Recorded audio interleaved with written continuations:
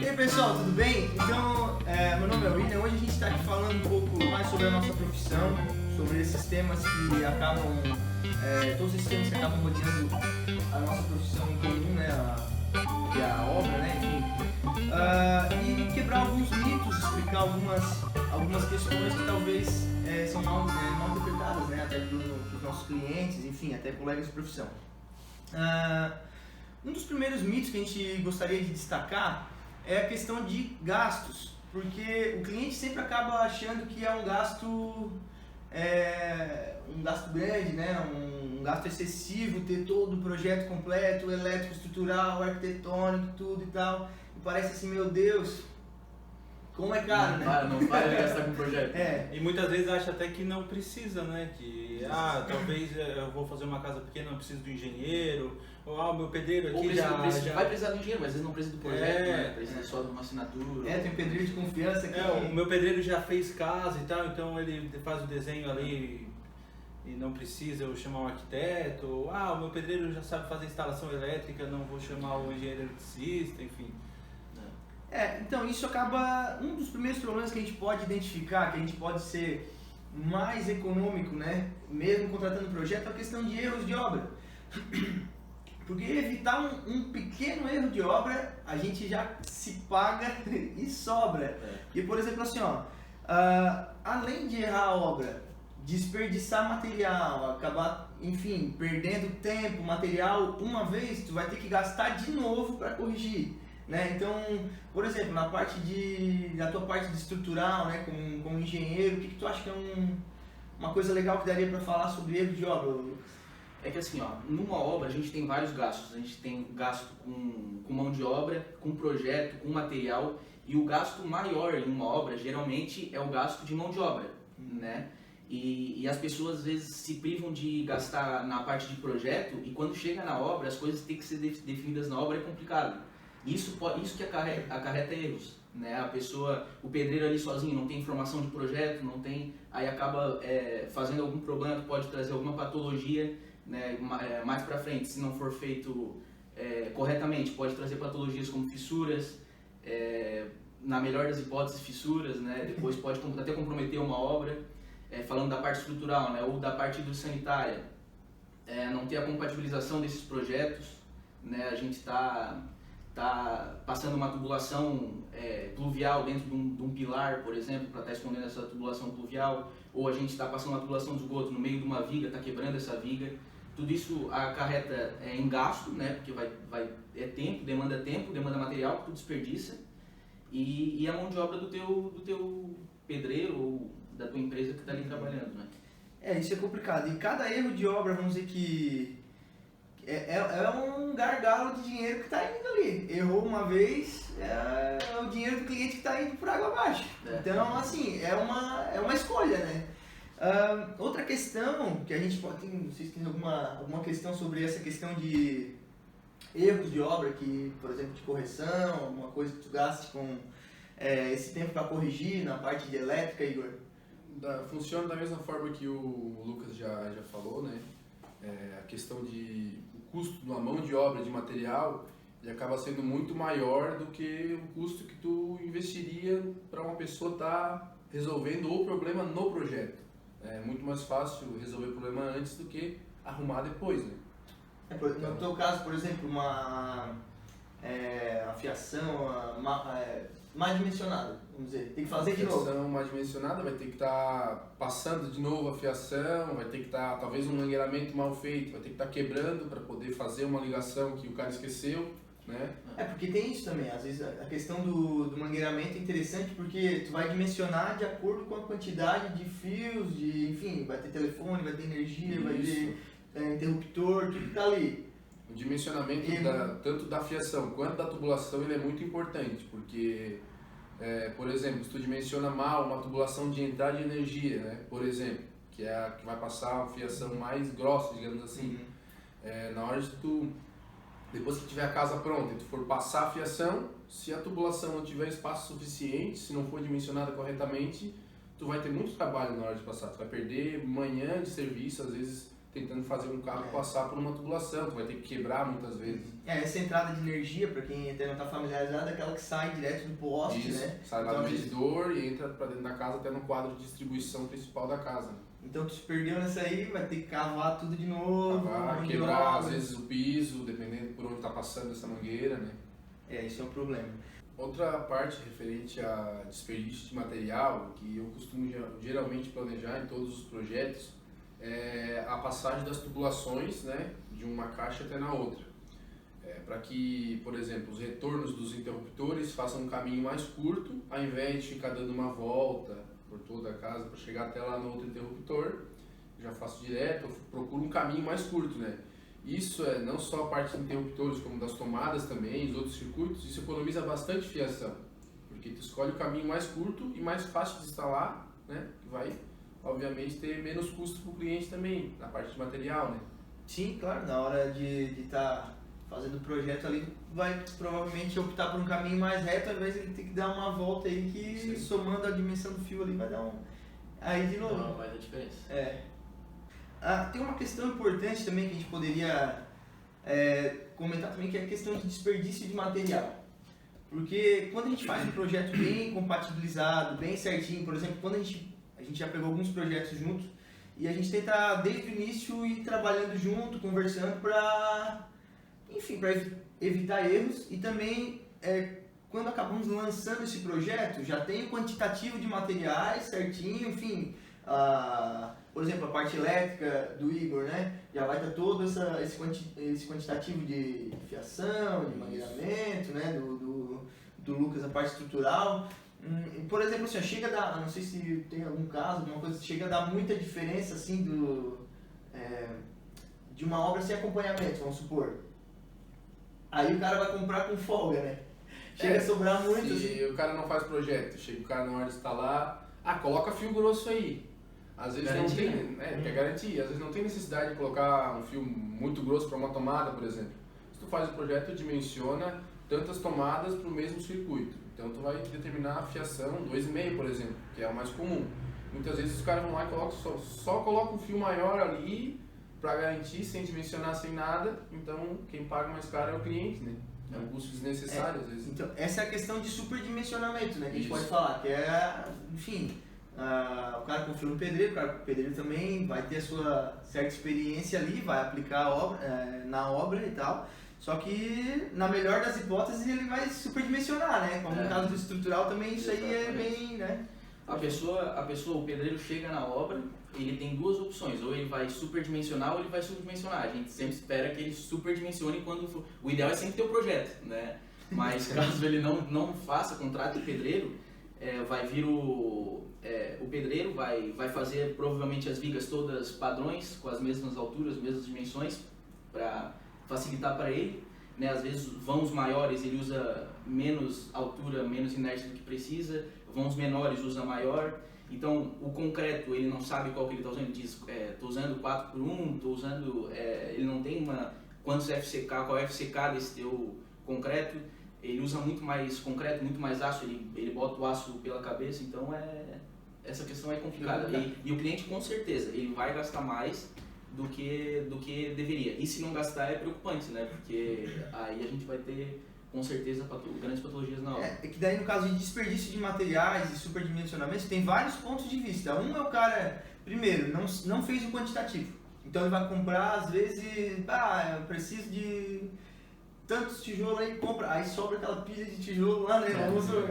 Isso é normal, né? Sobrar um monte de material porque quantitativo, né? Ou fiação elétrica, né? Aí o cara fica lá com 3 rolos de fio lá. Não consegue devolver, se o rolo já está aberto, às vezes não consegue devolver, desperdiçou o dinheiro.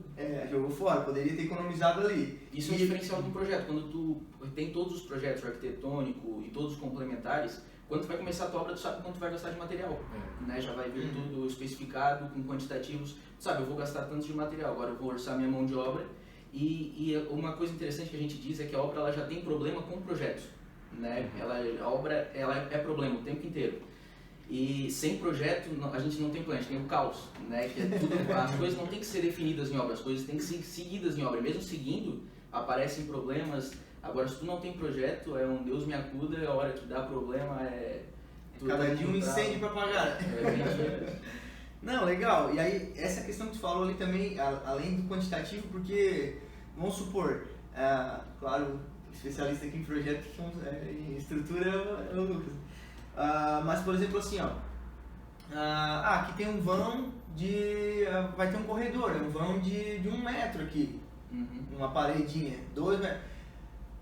Geralmente o que o cara vai fazer? Vai atravessar a mesma viga que ele está fazendo ali, se for uma viga de 40, de 45, ou um vão de 2 metros, sei lá.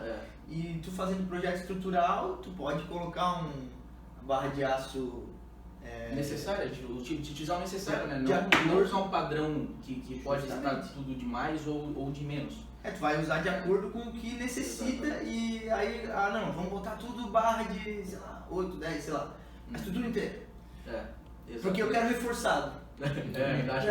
Esse é a melhor das hipóteses, né? Aí chega no final, o cara gastou um monte a mais, já pagou 3 vezes o projeto, porque gastou um monte a mais com aço, né? Estrutura de aço, às vezes o concreto não era o ideal, até na fundação, fez o tamanho de uma sapata às vezes. Claro que, de novo, né? Não Se for superdimensionada, ainda... Não fez um estudo de solo. Né? Isso é complicado, E sem contar que se o cliente ele procura já um arquiteto, ele já está criando um projeto diferenciado. E às vezes a gente no escritório tem que estar fazendo reuniões com vocês, com os arquitetos, para a gente estar tentando chegar na melhor solução, porque são projetos diferenciados. Né? Às vezes a gente em escritório, que é um ambiente tranquilo, às vezes não consegue resolver algumas situações. Em obra fica mais difícil ainda, o pedreiro ali conseguir as medidas exatas do projeto arquitetônico. O projeto estrutural, por exemplo, ele vem em centímetros, é exato. Sabe os níveis que tu tem que utilizar. Preciso, né? Preciso. Agora, em obra, fazendo ali, ou só olhando o projeto arquitetônico, é complicado.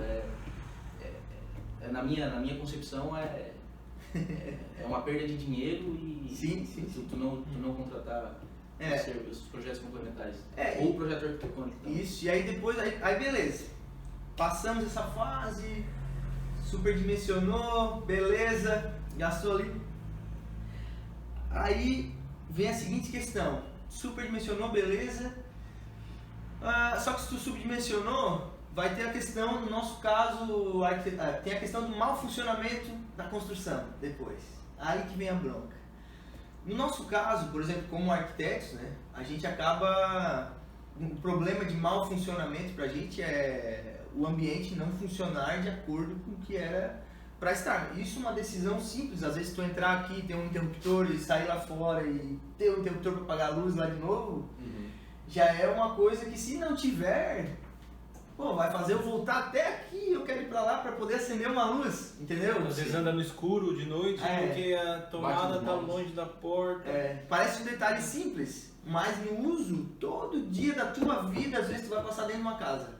Mas isso ainda é uma questão simples, né? Porque se tu for olhar na concepção do projeto, se tu erra, por exemplo, uma insolação de um quarto, ou de uma cozinha ou uma área molhada, tu vai ter problemas de saúde que a longo prazo vão te deixar com uma qualidade de vida muito ruim. Né? Um quarto para sul que não pega uma ventilação, uma iluminação num quarto que vai mofar tua roupa, vai te dar alergia, vai te trazer doenças que tu poderia evitar e poderia não ter se o projeto de arquitetura tivesse sido bem executado, feito, né? Porque muitas vezes não é feito. Né? São questões que mudam muito a vida de quem vai contratar ou não vai contratar um arquiteto. Aí que é a questão de o barato sai caro depois, né? Porque daí o cara fez um projeto, beleza. Tudo bem, tá no seu direito. Né? Aí, futuramente ele reclama,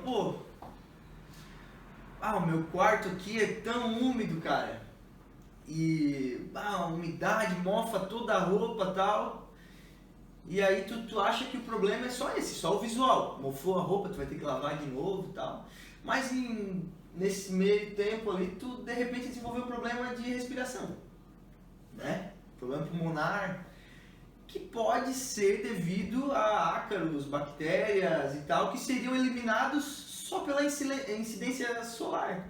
Sim. Coisa simples, só bater o sol. Já acabaria com o problema. E às vezes o quarto não tem sol. Ou tem sol demais, que é outro problema. Aí tu reclama, a energia tá tanto, aí tô gastando 500 conto de ar-condicionado por mês. Infelizmente, tu botou teu quarto para oeste, Vai pegar sol a tarde inteira, te transformou o teu quarto. No momento que tu Mas vai tu- dormir, O é o quarto momento que fica ele tá mais mais quente, né? aí o que acontece? Dá ar-condicionado para poder né, amenizar essa temperatura, porque a tua casa superaqueceu o dia todo. Então a própria parede ela tá quente, vai ficar ainda jogando calor Irradiando esse calor. até uma parte da noite ainda. Então tu vai ter que gastar muito ar-condicionado para poder dar uma resfriada de novo na casa, né? E aí o que acontece? O cara não quis gastar ali um valor para projetos, mas ele não se importa de gastar o resto da vida com ar-condicionado e remédio, às vezes, porque tem um problema de saúde, alguma coisa, ele não se toca, entendeu? Ele não pensa nisso, né? Não pensa. Então uma coisa importante também que a gente pode destacar, né, é a questão do tempo de execução de obra também. Porque o que acontece? Um projeto, aliás, uma obra sem projeto, né? Os profissionais, executores ali vão ter que estar resolvendo problema na hora, vão ter que estar criando soluções na hora, tentando, né? Porque eles vão pensar no uso futuro, vai estar sempre pensando o que vai acontecer lá. Então tem um tempo criativo que não é para o construtor estar pensando, é para a gente estar pensando. Onde vai cada coisa, como vai funcionar, onde vai cada tomada. Isso antes de executar, né? Antes de executar, não na hora da execução. Então lá no final da obra, isso somando todos esses tempos, toda essa questão de planejamento que o construtor vai ter que fazer na hora, que não é a função dele, né? Vai acabar aumentando mais. Então a nossa contribuição para isso é o quê? É deixar todo o projeto pensado já. Por quê? Porque o construtor vai pegar dali para frente e ele não precisa pensar no que vai fazer. Ele só vai pegar e executar o que já está ali. É muito mais fácil, né? Por exemplo, do ponto de vista da engenharia, o que poderia ressaltar? O pedreiro, na realidade, ele prefere executar um projeto, um projeto do que está tirando da cartola e assumindo essa responsabilidade, né? Para ele, o tempo, se ele fechar uma empreitada, por exemplo, vai ser um valor fechado. Para ele vai ser muito mais rápido ele seguir esse projeto do que estar definindo e correndo atrás. Ali ele vai ter o projeto quantitativo de materiais, sabe quantos metros cúbicos tem que pedir para concretar essa laje, sabe quantos metros cúbicos para concretar as vigas, sabe as dimensões das vigas, pega ali o projeto estrutural, já sabe, para começar a obra nós vamos precisar de tantos metros cúbicos de madeira. Então para ele é muito mais fácil do que estar né, definindo. Da mesma maneira a parte elétrica, que... Com certeza. Eu lembro da época que eu trabalhava como eletricista instalador, né? A gente apreciava muito uma obra que tinha um projeto elétrico pronto para a gente seguir. Economizava muito tempo, né? Porque a gente focava em realmente fazer a execução bem feita e seguir o projeto. A gente já instalou outras obras ali que não tinha projeto, então a gente tinha que, antes de começar, tinha que bolar um projeto na hora, digamos assim. Né? E não tinha muito tempo para fazer isso, né? Porque senão, se a gente tem que usar o nosso tempo de execução para ficar pensando, a gente não vai se pagar, digamos assim, né? A gente vai ter que cobrar mais do cliente, né? Então o cliente vai ter que gastar mais dinheiro, digamos assim, com mão de obra, digamos assim. Na verdade, sempre vai acabar caindo no cliente, né? Sempre o cliente vai pagar mais. Até tem aquela frase, né, que é quanto maior o tempo de projeto, menor o tempo de obra, porque tu se planeja durante um bom tempo de como vai executar essa obra, como vai ser o projeto, enfim, e a execução vai ser muito rápida.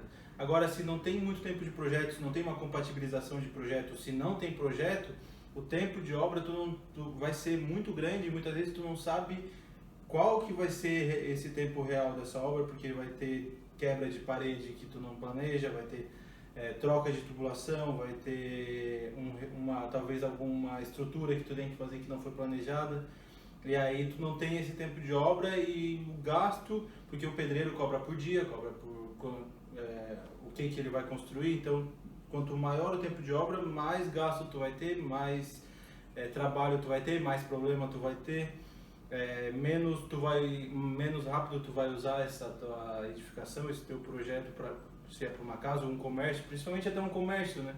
Porque quanto mais tempo que está construindo, menos tempo tu está ganhando, porque tu não está trabalhando ali, tu não está usando a obra, né? Se um mês a mais para frente do que era para ser, é um mês que tu não faturou. Né? E muitas vezes tu começa um projeto, eu tenho que abrir essa minha loja em novembro porque eu tenho que pegar o Natal. E aí se der problema nessa obra? Tu vai ficar pro próximo Natal, tu vai abrir numa época que não vai vender tão bem, tu vai ter muito prejuízo que tu não estava contando, né? A construção é uma estratégia, né? O comércio é uma coisa totalmente estratégica. E também uma coisa que eu vejo assim, é uma questão de separar por funções. Fica muito mais otimizado quando a gente determina que cada um vai ter uma função, por exemplo. Pô, eu poderia, como arquiteto, estar me responsabilizando por uma pequena estrutura? Poderia, mas não é o meu foco. Não é a minha maior área de conhecimento. Não, Legalmente a gente pode fazer, Sim. mas não é a minha função. Assim como arquitetônico não é a especialidade do engenheiro.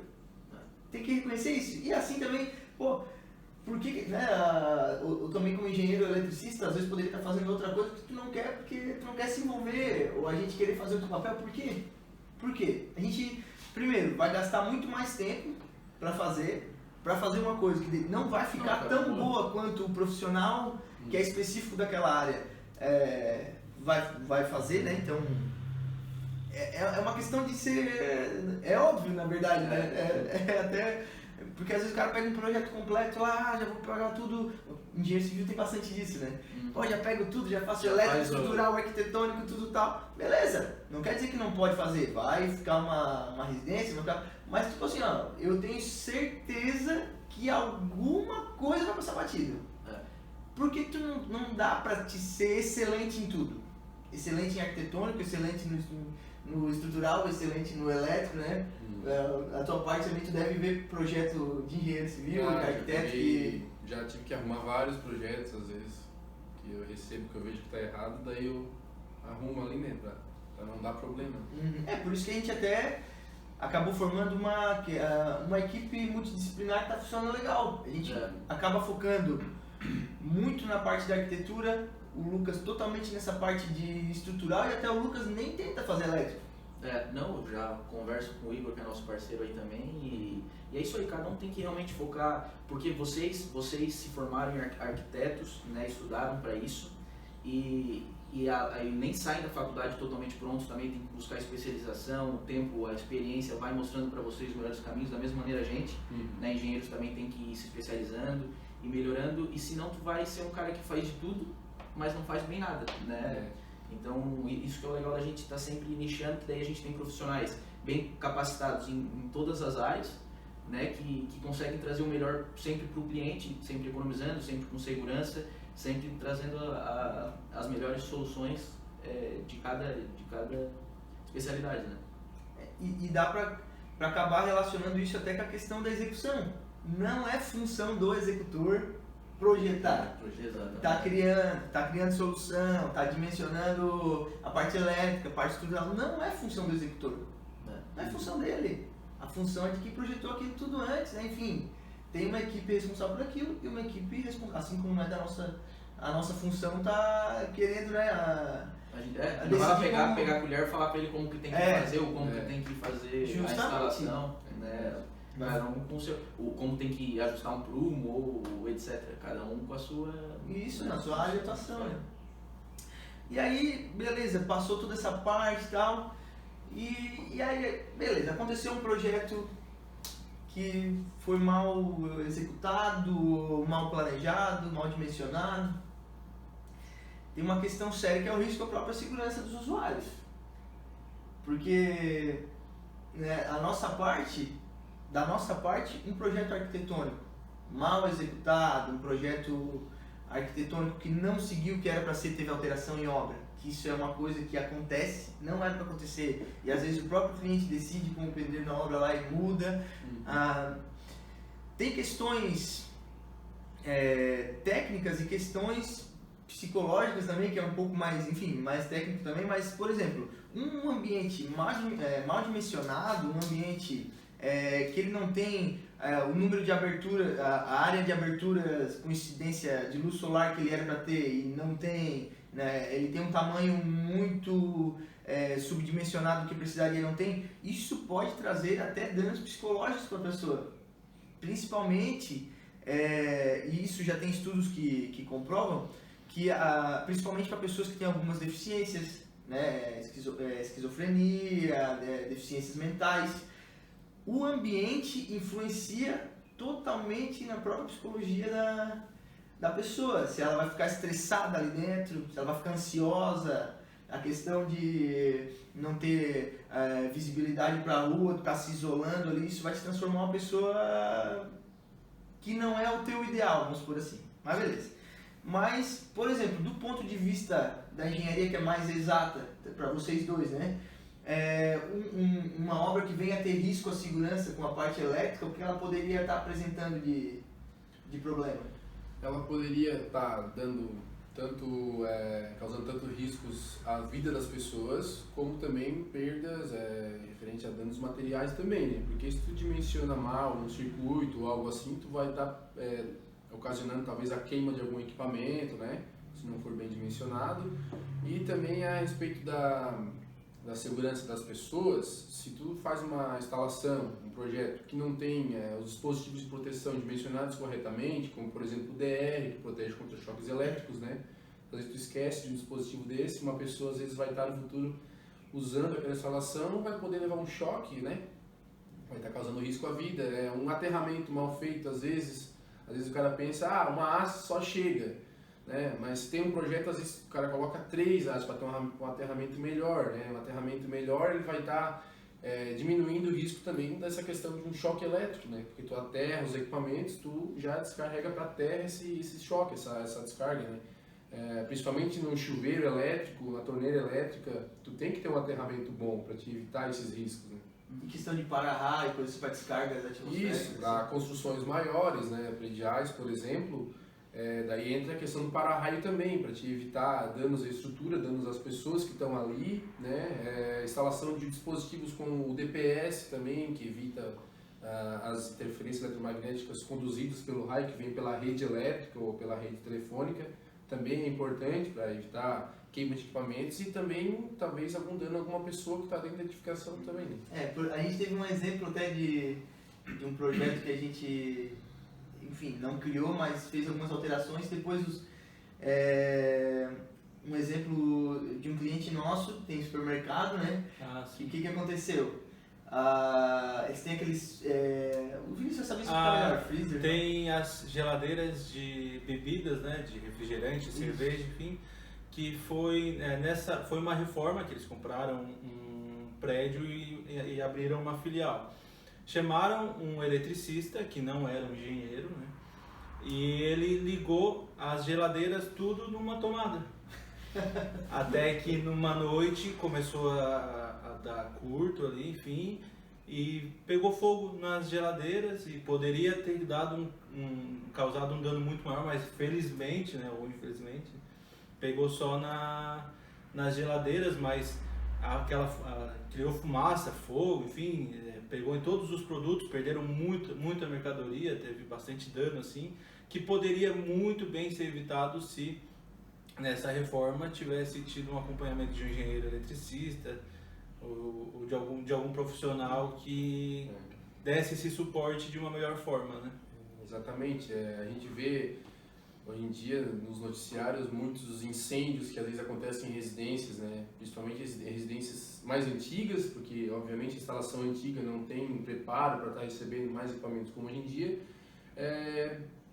Então a solução é tu estar fazendo realmente um projeto, dimensionando corretamente para estar evitando essas sobrecargas em circuitos e causando incêndios e danos materiais e danos à vida das pessoas também. Nesse exemplo que o Vinícius deu, ainda bem que era à noite, isso era um supermercado, então, tu imagina, tá sempre cheio de gente, poderia ter dado uma coisa muito pior, né? Não sei se explodiu, não sei como é que foi, mas... Até porque a fumaça é bem tóxica, né? Fumaça tóxica e toda aquela questão do risco próprio, né? Respiração ali. E fogo, né, cara? Perigoso, né? Enfim, mas ainda dos males menor, pegou fogo e tal, mas é uma coisa que... E, por exemplo, assim, uma dúvida que tem gente, por exemplo, que... Eu já vi aquelas geladeiras que tem aquele puxador metálico e tal, e às vezes dá choque naquilo ali, O que é isso? Porque acumula uma carga estática ali, né, na própria estrutura e não deveria estar ali, porque se tu faz um aterramento bom, toda geladeira tem o fio de aterramento, ou no próprio plug da tomada, ou é um fio a mais que tem ali. Se tu conecta esse fio de aterramento no aterramento da residência e foi bem feito, né, o aterramento, não vai ter esse problema, porque essas cargas que ficam ali na estrutura, elas não estão indo para a terra, então vai estar evitando um choque que uma pessoa possivelmente vai tomar ali, né? Entendi. Aí, por exemplo, assim, ó, se, vamos supor, um dia de uma tempestade, enfim, tiver raios e tal, se eu tiver com a mão nessa geladeira, der um raio, o que pode acontecer se não tiver aterrado? O aterramento vai escoar essa carga, né? Mas para a questão do raio é uma descarga muito maior. Então, a questão do raio, quem protege é o DPS, que hoje em dia, nos padrões novos, né? As concessionárias já exigem que seja instalado um DPS, que ele vai estar lá te protegendo lá na entrada de energia, né? E vai estar escoando para a terra toda a descarga que vem pela rede elétrica. Então o raio vai cair lá, vai vir uma descarga, vai passar pelo DPS, ele não vai deixar entrar na tua casa, né? Ele vai filtrar pelo menos a maior parte da descarga, então ele vai jogar para a terra. Mas isso é uma coisa, como tu falou, de agora. Então construções antigas aí teria que se readaptar, né? Isso, os padrões que são muito antigos, eu vejo por aí que não tem esse DPS instalado, né? Então vai estar suscetível a esses problemas. Fica a dica aí, então. Quem tem as construções mais antigas, coisas assim. O ideal é tu refazer a instalação e instalar todos os dispositivos de proteção recomendados pelas normas, né? Bacana. E também, assim, como risco à segurança, né? Eu não sei se chegou a ser comentado da tua parte, né? Mas enfim, uma estrutura mal dimensionada. Uma estrutura mal dimensionada, tu pode ter fissuras, trincas, né? Tu pode ter, às vezes, gastar muito dinheiro para estar fazendo um reforço para garantir a estabilidade da tua estrutura, né? Outras patologias que podem ser, falando agora um pouco no hidrossanitário também, né? No projeto hidráulico, se tu não dimensionar bem as tuas pressões, tu pode tomar todo dia um banho sem pressão, né? Que acaba, é complicado, que isso aí acontece bastante. Quem tem aquele chuveirinho que liga a água, não foi dimensionado, foi lá no encanador, né? Que não, acabou não dimensionando essa rede. Falando na parte de esgoto, às vezes não faz a tua tubulação de ventilação, o cheiro volta, a gente não tem essa questão de o sifão não consegue funcionar direito, né, por conta desse mau dimensionamento da rede de esgoto também, ou em relação à rede pluvial, pode subdimensionar, botar poucas descidas pluviais, e aí a gente acaba nessas chuvas de verão, aí, nessas bombas de verão, a carga não dá conta, não consegue escoar essa água toda volta no telhado, dá infiltração. E também na parte da execução da obra é sempre importante ter um engenheiro ou um arquiteto lá para ver todas essas questões de impermeabilização, que é uma questão que tem bastante patologia na obra, que sobe a umidade, a gente fica a vida inteira tentando resolver depois, né, quando não resolve uma obra. Então é sempre importante ter um profissional capacitado na parte de projeto, na parte de execução, para estar evitando esses problemas na parte elétrica, também, na parte arquitetônica. Se falar assim, vamos dizer que são riscos, mas eles são pequenos, mas chega a ponto de cair construções. Não. Como caiu agora prédio, né? Até aqui em Criciúma caiu uma casa no ano passado, né? Que o cara foi mexer aí um prédio na Içara esses tempos também, que morreu umas pessoas, né? É complicado. É perigoso. Um caso também que aconteceu nessa questão de risco à segurança pra te ver como é uma coisa que às vezes a gente não dá tanta importância, mas deveria dar. Até num edifício em São Paulo, descolou uma placa de mármore que eles colaram na parede do edifício lá, e isso é um edifício um pouco mais antigo, e depois também não fizeram nenhuma manutenção, né?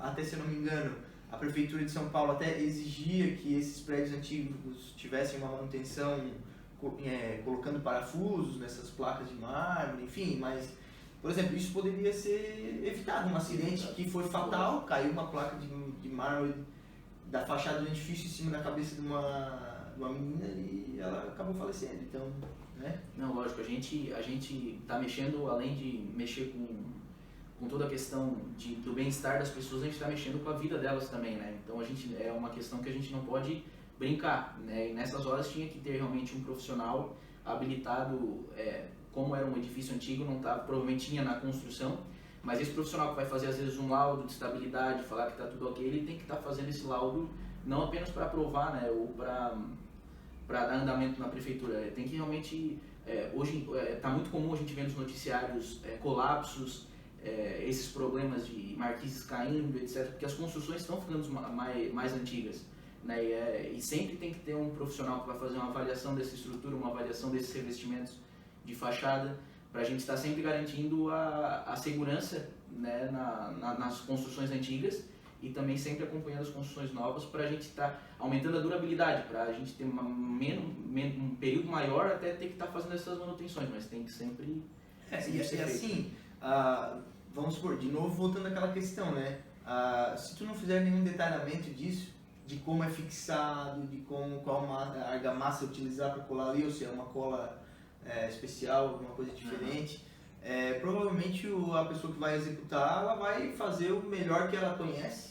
Por exemplo, vou colocar uma argamassa tal lá, porque é forte C3, né? Porque é o melhor que tem, porque tal, não vai descolar. Mas, pô, nesse caso, beleza, era uma placa de mármore, um negócio pesado, mas aconteceu, era uma obra antiga, beleza, mas para obras novas, para quem quiser, né, fazer uma coisa nova, tem como evitar isso, né? Então, é sempre ideal contratar um profissional que vai se responsabilizar sobre isso, né? Exatamente. Fazer da melhor forma. Tinha sobre essa questão de risco, mais alguma coisa? Na verdade, sobre a questão de mau funcionamento, existe também a questão da queda de tensão, critério de queda de tensão que o pessoal, às vezes, quando não tem projeto, eles não levam em consideração, né? Tem casos, assim, de conhecidos meus, em que a casa é muito longe do medidor, né? E a fiação de entrada de energia que sai do medidor e vai para casa, ela não foi dimensionada de acordo com aquela distância para evitar a queda de tensão. Então, o que acontece? Chega no inverno, em que a pessoa vai lá querer tomar o seu banho quente, né? Naquele inverno bem frio, em que tu só quer um banho bem quente, tu liga o chuveiro e ele simplesmente não consegue fornecer a temperatura que tu quer. Por quê? Porque a bitola do cabo foi mal dimensionada, então existe uma queda de tensão ali, e lá no chuveiro já não chega os 220 volts que tem que chegar, ou pelo menos 212 talvez, com o critério que a norma permite, os 4%. Chega menos, chega a 180 volts. Então o cara simplesmente tem que tomar o banho rápido, passando frio, simplesmente porque não foi planejado isso na construção da casa. Agora ele vai ter que trocar toda a fiação de entrada de energia para evitar esse problema, né? Para conseguir ter uma qualidade de vida, né, num banho quente, que é o que ele quer. Complicado. Eu acho que por fim, assim, que a gente poderia estar falando um pouco mais a fundo sobre compatibilização, né? Enfim, acontecem muitos erros e esses erros geralmente são há tentativas de consertar e nem sempre são as melhores. Por exemplo, a questão de um hidrossanitário, né? Passando mais que é o projeto de esgoto, água, enfim. Às vezes não foi compatibilizado da melhor forma e aí no meio disso também tem a parte elétrica, então tem água, energia, estrutura, tudo nesse bolo aí que era para estar cada coisa no seu lugar e às vezes acontece a gente vê muitos casos ali que não tem espaço para passar um encanamento no teto, o cara vai lá e faz um furo na viga, né? Na estrutura aí, o engenheiro fica contente, né? Não, coisa boa pra ver, chega na obra. Não, assim, se a gente fizer um projeto compatibilizado, a gente consegue prever essa passagem dessas tubulações por vigas, né? E a gente sempre tem que procurar o centro da viga, né? Que é onde a gente tem, a gente chama de próxima zona neutra ali, que a gente não tem nem tração nem compressão, né? O que às vezes a gente vê é o pessoal torando a parte de baixo da viga, porque quer passar mais por baixo com a inclinação. Então, se tu não tem um projeto, o pessoal na obra acaba fazendo essas coisas que saem do cotidiano, eles fazem da maneira que vem na cabeça, que tem que resolver, vou ter que passar essa tubulação, não tem o que fazer. Tem que construir. E acaba trazendo esses problemas que vai ficar a armadura exposta, vai começar a fissurar, vai diminuir muito a durabilidade da tua estrutura. Então, são coisas que, então, resumindo, em vigas a gente pode passar, só tem que ser previsto e tem que ser previstos os reforços ao redor desses canos. Em pilares não pode passar a tubulação de pluvial, que a gente costuma ver, é totalmente contra a norma, não pode estar sendo feito, né? E as tubulações de água, que são menores, a gente também pode estar verificando, às vezes não precisa nem de reforço, só que tem que ser verificado. Por isso que o ideal é a gente sempre ter essa compatibilização do projeto arquitetônico com o projeto estrutural, com o projeto elétrico, com o projeto sanitário, para a gente estar sempre evitando esse quebra-quebra na obra, essas questões que aparecem. É intrínseca à obra, problemas vão aparecer e eles têm que já ser imaginados. Se a gente não imaginar, vai... Da parte elétrica, né, Igor? Tem essa questão de... Então, vai ter toda essa questão de hidrossanitário e tal, aí, vamos supor, tá passando onde não deveria passar ali, pra parte elétrica, aí água, energia, tudo junto. Tu quebra, faz de novo, né? Paga um cara pra quebrar, barato. gasta bastante dinheiro, né? Essa é a solução mais fácil. Não, por exemplo, que problemas que poderia acarretar no teu ponto de vista como eletricista, né, como engenheiro eletricista? Um problema que pode acontecer é tu fazer o mangueiramento da parte elétrica onde vai passar talvez uma tubulação de água. Vou dar um exemplo, na época que eu trabalhava como eletricista, a gente fez a instalação elétrica de um condomínio residencial com 15 prédios, 15 blocos, né, com 16 apartamentos por bloco. E lá na cozinha tinha uma tomada que ficava bem próxima de onde passaria a tubulação hidráulica. Só que no projeto não foi compatibilizado, né? E na hora da execução da parte elétrica, da passagem da mangueira, a gente não tinha ainda a parte hidráulica, então a gente não sabia. Daí a gente fez isso, a hora que levantou o prédio inteiro, né, o pessoal foi lá passar a tubulação hidráulica. Daí eles foram lá e começaram a quebrar. E como não era compatibilizado os projetos, começou a romper todas as mangueiras de todos os andares daquele apartamento. Então tu imagina 15 blocos com 4 andares cada um, foi rompido todas as mangueiras. A gente teve que passar depois, ir lá pegar a mangueirinha, contornar a parte da hidráulica, fazer uma emenda ali, né? Então a gente gastou muito mais tempo e o nosso cliente teve que desembolsar mais, né? Porque... Então, fazendo um cálculozinho rápido, né? Eram 15 blocos? Isso. 15 blocos vezes 16 apartamentos dava em torno de 240. Dava 240. Então a gente até fez o cálculozinho, 240 vezes 20 minutos, né? Mais ou menos uns 20 minutos. Tinha alguns que demoravam mais, alguns que eram mais rápidos, né, para corrigir o problema. Pra reparar, só pra poder ir lá reparar onde estragou e tal. Isso no total dá quanto tempo? Cara, 80 horas. 80 horas. 80 horas, então olha bem. 80 horas de um funcionário, né? De um funcionário. De um funcionário. Então, 10 dias de trabalho. 10 dias de trabalho. Então, isso a gente está botando por cima em torno de 20 minutos, né? Pode ter dado mais, né? Mas vamos colocar 20. Isso. Então, olha bem, 10 dias de um funcionário que ele está ali sendo pago, ou seja, 10 dias úteis é praticamente meio mês. Vamos colocar como né, o valor do funcionário ali para trabalhar meio mês só fazendo um reparinho que poderia ter sido evitado na hora do projeto. Isso que é um problema que deu, né? Um problema relativamente pequeno, né? Sim. Que podia ter sido... que ainda para reparar era 20 minutos. Isso. Claro que deu um tempo porque eram vários apartamentos, mas um problema relativamente pequeno, o tempo que é para reparar, né?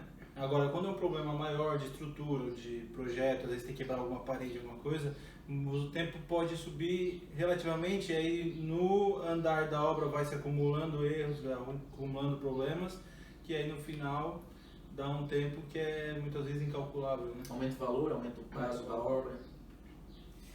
Então, acho que ficou claro que é muito mais barato fazer todo o projeto completo, né? Eu acho que era isso mais ou menos os principais temas, já acabou dando um bom tempo de vídeo aí, né? Não sei se vocês têm mais alguma consideração, mais alguma coisa que gostariam de falar. Queria agradecer o convite, né? Estou bem feliz de estar aqui com vocês, essa oportunidade. Agradecer a parceria que a gente tem com vocês. Espero que ainda venham muitas obras aí pela frente. Legal, a gente agradece na verdade, né? Porque não é fácil, né, cara? Tem que tirar o tempo, vir aqui, né? Então novo tempo, né? Vocês, tempo precioso de todo mundo aqui, né? Estão tirando pra mim que não é só pra gente, né? Pra todo mundo que tá vendo o vídeo aí, se deu pra aprender alguma coisa, bom, né? Espero que a gente tenha. Enfim, se ficou alguma dúvida também, se ficou alguma coisa, de alguma forma que a gente possa colaborar, né? Eu estou sempre à disposição, acredito que eles também vão responder da melhor forma possível, também parceiros. Se vocês podem sugerir algum tema também pra gente debater aqui, que é uma conversa legal, para sempre tirar dúvidas de quem está assistindo, de quem quer construir, de quem está construindo, então a gente está aqui à disposição, né?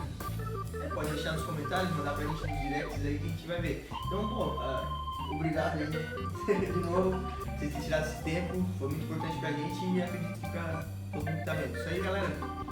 Valeu, até mais. Tchau, tchau.